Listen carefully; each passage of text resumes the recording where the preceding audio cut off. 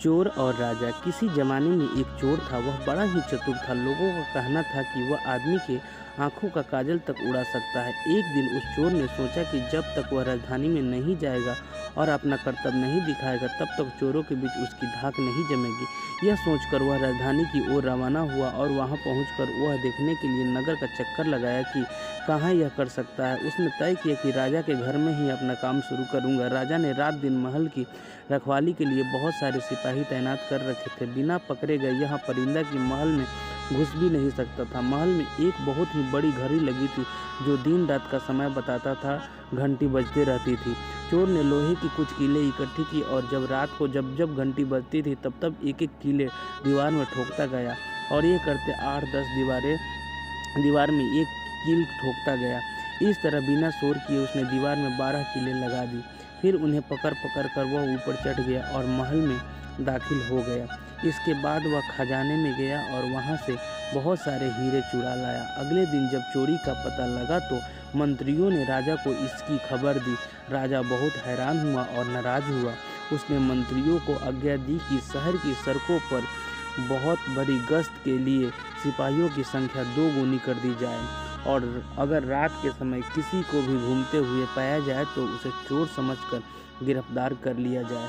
जिस समय दरबार में यह ऐलान हो रहा था, एक नागरिक के भेष में चोर मौजूद था। उसे सारी योजना की एक एक बात का पता चल गया।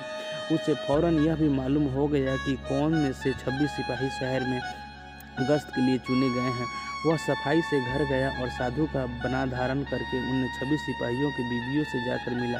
उनमें से हर एक इस बात के लिए उत्सुक थी कि किसी उसकी पति चोर पकड़े और वो राजा से इनाम ले। एक एक करके चोर उन सब के पास गया और उनके हाथ देख देख कर बताया कि वह रात को उसके लिए बड़ी शुभ है। उसने पति को पोशाक में चोर उसके घर आएगा, लेकिन देखो चोर को अपने घर के अंदर मत आने देना, नहीं तो वह तुम्हें दबा लेगा। घर के सारे दरवाजे बंद कर लेना और भले ही वह पति की आवाज़ में बोलता सुनाई दे, उसके ऊपर जलता कोयला फेंकना। इसका नतीजा यह होगा कि चोर पकड़ में आ जाएगा। सारी स्त्रियां रात को चोर के आगमन के लिए तैयार हो गई। अपने पतियों को उन्होंने इसकी जानकारी नहीं दी।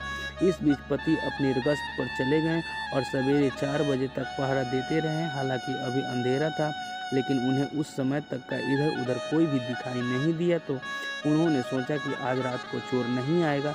यह सोचकर उन्होंने अपने अपने घर चले जाने का फैसला किया। जैसे ही अपने घर पर पहुंचे, स्त्री को संदेह हुआ और उन्होंने चोर की बताई कार्रवाई शुरू कर दी। फल वह हुआ कि सिपाही जल गए और बड़ी मुश्किल से अपनी स्त्रियों को विश्वास दिला पाए कि वे ही उनके असली पति हैं और उनके लिए दरवाज़ा खोल दिया जाए। सारे पतियों को जल जाने के कारण उन्हें अस्पताल में ले जाया गया। दूसरे दिन राजा दरबार में आया तो उसने सारा हाल सुनाया गया। सुनकर राजा बहुत चिंतित हुआ और उसने कोतवाल को आदेश दिया कि यह स्वयं जाकर चोर पकड़े। उस रात कोतवाल ने तैयार होकर शहर का पहरा देना शुरू किया। जब वह एक गली में जा रहा था, चोर ने जवाब दिया, मैं चोर हूँ। कोतवाल समझा कि लड़की उसके साथ मजाक कर रही है। उसने कहा, मजाक छोड़ो और अगर तुम चोर हो तो मेरे साथ आओ, मैं तुम्हें काठ में डाल दूंगा। चोर बोला, ठीक है, इससे मेरा क्या बिगड़ेगा, और वह कोतवाल के साथ काठ में डालने की जगह पर पहुंचा। वहां जाकर चोर ने कहा, कोतवाल साहब, इस काठ को आप इस्तेमाल कैसे किया करते हैं?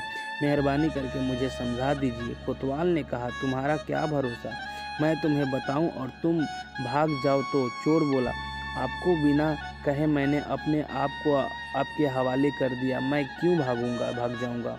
कोतवाल उसे यह दिखाने के लिए राजी हो गया कि काठ कैसे डाला जाता है। जैसे ही उसने अपने हाथ पैर उसमें डालने की, चोर ने झट चाबी घुमाई, काठ को ताला बंद कर दिया और कोतवाल को राम राम करके चल दिया। जाड़े की रात थी। दिन निकलते निकलते कोतवाल मारे सर्दी के अधमरा हो गया। सवेरे जब सिपाही बाहर आने लगे तो उन्होंने देखा कि कोतवाल काठ में फंसे पड़े हैं। उन्होंने उनको उनमें से निकाला और अस्पताल ले गए। अगले दिन जब दरबार लगा तो राजा को रात का सारा किस्सा सुनाया गया। राजा इतना हैरान हुआ कि उसने उस रात को चोर को निगरानी स्वयं करने का निश्चय किया। चोर उस समय दरबार में मौजूद था और सारी बातों को सुन रहा था। रात होने पर उसने साधु का भेष बनाया और नगर के सिरे पर एक पेड़ के नीचे धूनी जलाकर बैठ गया।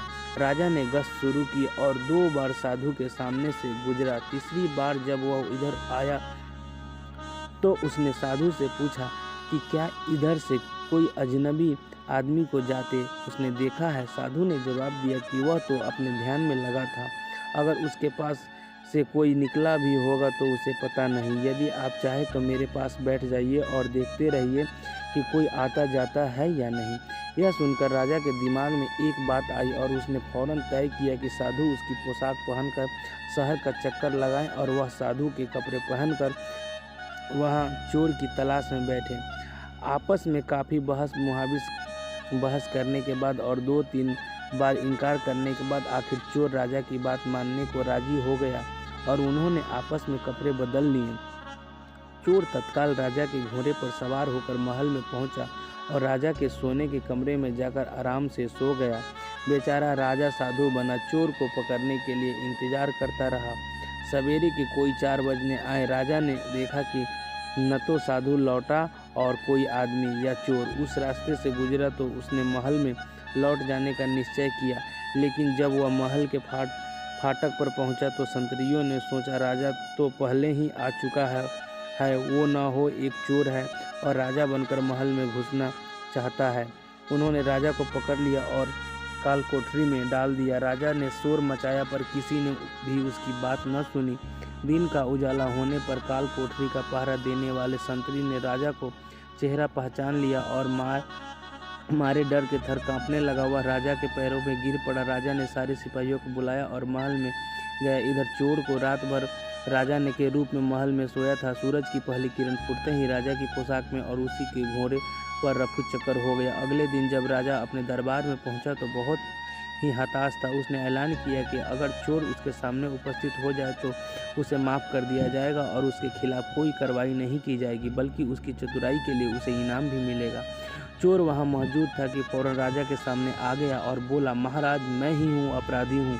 इसके सबूत मैं उसने राजा के महल से जो कुछ चुराया था वह उसके सामने रख दिया। साथ ही राजा की पोशाक और उसका घोड़ा भी राजा ने उस गांव को इनाम में दे दिया और वादा कराया कि वह आगे से चोरी करना छोड़ देगा। इसके बाद से चोर खूब आनंद से रहने लगा।